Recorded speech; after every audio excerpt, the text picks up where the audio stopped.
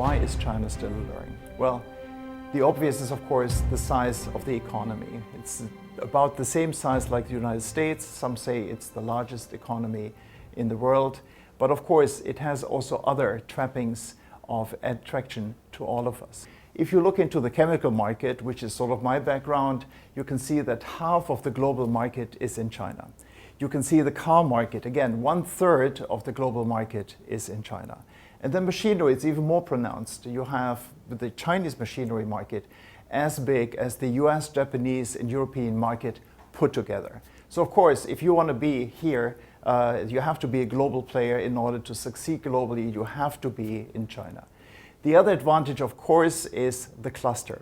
China has incredible clusters built up over the last 20 years, particularly, of course, in the Pearl Delta River, the Yangtze Delta River. Clusters where investors can find a lot of these items they need for assembly to produce their products in many folds, much more than in most other countries. These clusters will be very difficult to replicate elsewhere outside China. And of course, the infrastructure makes a big difference. If you take your items in Cambodia to Sihanoukville, it's one road and one port, smaller as it is. And of course, if you've ever seen the port in Shenzhen, it's 4 lanes and it's huge and very efficient. I think China has 6 or 7 out of the most busiest ports in the world. And so that just shows the power of the infrastructure and the clusters attached to it. That's why, to European business, China is alluring. Well, another advantage, of course, of the Chinese economy is this very strong labor pool. Many European companies to establish centers in China, for example in Chengdu, in order to work on global engineering challenges. That is something which, of course, is a huge advantage by having this labor pool over here. And then, first and foremost, I think for many of us, it is the demanding, sophisticated urban Chinese consumer.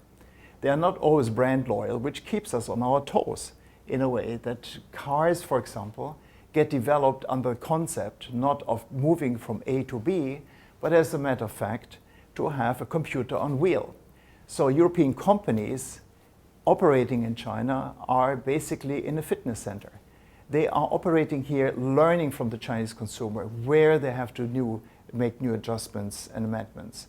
And that, of course, can be replicated in their global business. So in many ways, we have to be here in order to actually grow with the Chinese consumer, in order to get the products deep into the 21st century, where we think we can still make a difference and make better products.